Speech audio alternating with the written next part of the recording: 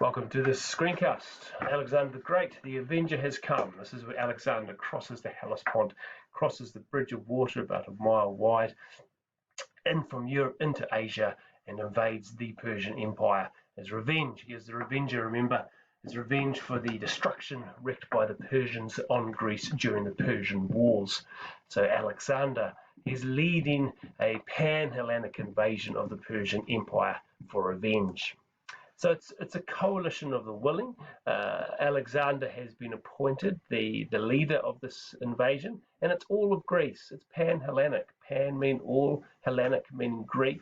The Greeks, they don't call themselves Greeks, they call themselves Hellenes, and their country is Hellas. So the pan-Hellenic coalition of the willing, not unlike, I guess, the American invasion of Iraq in 2003, where certain countries were co-opted and encouraged into invading. And so this is what we've got. And Alexander's, the bulk of his army actually traversed by land. You can't see the arrow, but it comes out here and made their way down the Gallipoli Peninsula, the same spot where the New Zealand, their Kiwi troops were landed in World War I, and many of them died there thanks to British incompetence. And the point, the Hellespont, is the narrowest stretch of water between the Gallipoli Peninsula and Asia Minor, or modern-day Turkey itself. As I said, it's about a mile wide. It's the Hellespont, where the Greeks will cross from Europe into Asia. And so the story goes, as the ships were traversing the 1 meter wide strait, Alexander's ship was in the lead, of course, and as his ship reached the shallows, as it grounded in, he, in full armor, shield, cloak, and spear, leapt into the shallows, ran ashore and hurled his spear into the sand and shouted out, according to Diodorus, "This is spear won land." And so this is quite an interesting story about Alexander when we look at what he's doing behind it. He is saying, the Avenger has come. This land has already been won, and it's been won. This is spear won land. It's going to be won at the point of a spear. It's going to be bloody, and this land is going to be mine.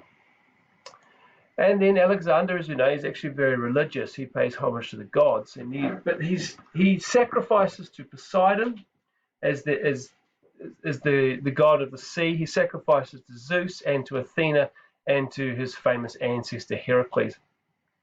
And so Alexander here is co-opting the gods into his mission. He is paying respect to them, but what he's also doing is he is getting their support. By sacrificing to the gods, he gets their support for the invasion of the Persian Empire.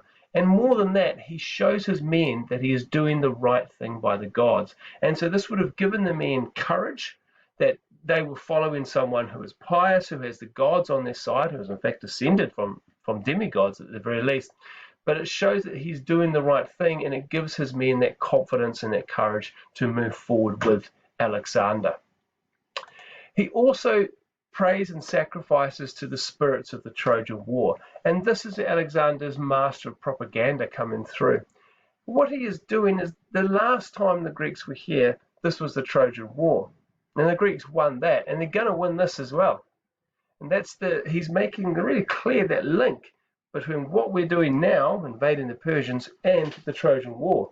Now, all of Alexander's men would have grown up with the stories of the Trojan War, of Achilles, of Hector, of Patroclus, and that would be part of their very being. And what Alexander is saying to the men is that we're doing the same thing. People are going to be talking about this for thousands of years, just like they're talking about the Trojan War. And so he's co-opting his men into this, and he's actually blending that myth and the historical record together. And this, again, gives the men confidence and courage. Not only are they following someone who is doing the right thing by the gods and has a God's support, but they are literally walking in the footsteps of Achilles. And this gives them the courage that they're part of history, and they're part of myth-making, that their story will be told just like the story of Achilles and Patroclus and Priam and Hector and all those characters of the Trojan War. Their story will be told as well. And so you can imagine how much it bolsters them as they move forward into invading the Persian Empire. Alexander takes it one step further. He goes to the tomb of Achilles, essentially a funeral mound, and he sacrifices at the tomb of Achilles. And so what he's doing here is he's paying homage to the greatest warrior of all time, but he's reminding his men of his divine link to Achilles. He descended from Achilles through his mother, through Olympias. He's reminding his men that, look, not only are the gods on our side, not only the spirits of the Trojan War on our side, but so is Achilles, because I am the new Achilles. And they are following, his men are following someone just like in the Trojan War. And you can imagine the enthusiasm and the confidence and the courage that would have engendered. And as I talked about previously, after sacrificing the tomb of Achilles, Alexander and Hephaestion ran a nude race around the tomb of Achilles, and that adds another layer to it, because what Alexander is saying is, I am the new Achilles, but he's also just implying that Hephaestion is the new Patroclus, Achilles' lover, which it does more for Alexander than it does for Hephaestion. It kind of really does show that he is the new Achilles, because he has got a lover just like Achilles, and he's also a fantastic warrior and never beaten in battle. So there's all these sort of propaganda, I guess, myths underlying Alexander's actions. There is a temple, the remains of a temple at Achilles' tomb, and the story goes that Alexander entered the temple, and up there on the temple wall this was a shield of Achilles, the armor of Achilles, and the cloak of Achilles. They weren't, I mean, obviously, but that was the idea, is that people believe that those were the holy shrines, and those were the weapons that Achilles actually wore. And Alexander took down the shield of Achilles, replaced it with his own, and with the blessings of the priests, he took the shield of Achilles with him. So it adds another layer. He's clearly the new Achilles because he's got Achilles' shield, and this shield actually saved Alexander's life many times, particularly in India, in the invasion of the Persian Empire. So Alexander is adding to this that he's the new Achilles. This is all part of the myth-making, the propaganda story that Alexander is putting forward.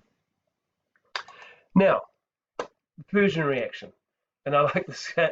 The Darius, the king of Persia, he's not impressed at all. He hears about this invasion by this Greek boy king. Darius is the Lord of the world. He's the King of Kings. There is no greater king in all the world than Darius, the king of Persia. And he hears word that some Greekling boy king has invaded his territory with a mere 35,000 men. He's thrown a spear into the soil and all this sort of propaganda, and apparently ran a nude race. Darius is not impressed, and he knows that he will be able to crush Alexander very, very quickly, and Alexander will just be a footnote in the history of the Persian Empire. And the Greeks aren't impressed, particularly Demosthenes, who spoke out against Alexander, all of Alexander's life and beyond. Demosthenes was a well-spoken Athenian politician who always railed against Macedonian control, and particularly against Alexander. And in the Agora at Athens, Demosthenes kept on saying, he's just a boy, he's a nutcase, to take on the Persian Empire. So what Darius did, the King of Kings, the Lord of the world, he wasn't going to bother meeting Alexander in battle, and he entrusted defeated Alexander to one of his very effective generals, is Memnon of Rhodes. Memnon was Greek. Rhodes is a Greek island. Now, this is an interesting choice by Darius to pit Memnon against Alexander. Memnon, being Greek, he understood the Greek temperament. It's quite possible that early on he had met Alexander. Memnon did visit Macedonia. Memnon had married a Persian woman, married Barsine. Memnon was a fantastic warrior, and he was a fantastic leader of men, and he was a good strategist. Now, he was in the pay of Darius, obviously being a Greek, but Alexander was up against it with Memnon. And what Memnon suggested that they do, knowing Alexander was impetuous, that Alexander wouldn't kind of think before acting, Memnon said, look, the Persian Empire is huge. Let him bleed out all his anger. Let us retreat from the point where he's landed. Let's retreat from there and slash and burn. burn everything, every dwelling, every building, all livestock, kill all livestock, take all livestock, kill all the crops, everything, burn it, just burn the place. And so there's nothing left for the army to feed itself on as they move forward. And this was really good advice, because Memnon knew if they just retreated a few hundred miles, Alexander's army would just run out from lack of supplies. They can't live off the land because everything is going to be burned. So this is called slash and burn. This would have worked. This would have ended Alexander's invasion. But the local rulers, the local Persian rulers, did not like the idea of their lands going up in flames, and so they resisted Memnon's call to do slash and burn, and the idea was rejected, which had an unfortunate consequence for the Persians. If they had followed with that, then I do believe Memnon would have been victorious. And so there we go. That's the crossing of the Hellespont. Alexander is now in Asia. Darius is not impressed by his histrionics. And Memnon is allocated the job, if you like, of facing off with Alexander. His advice is not taken up, and so the two armies are going to come to battle. The big thing I think to take away from this is the propaganda effect of Alexander crossing the Hellespont, with his co-opting the gods, co-opting the spirits of the Trojan War, and propagating that link with Achilles. That will really bolster his men to fight with Alexander as they invade Persia. And so the next stage will be, Alexander will be, as we call it, the real deal. He is going to fight the Persians at the Battle of Granicus, but that's a story for another day. Ka kite.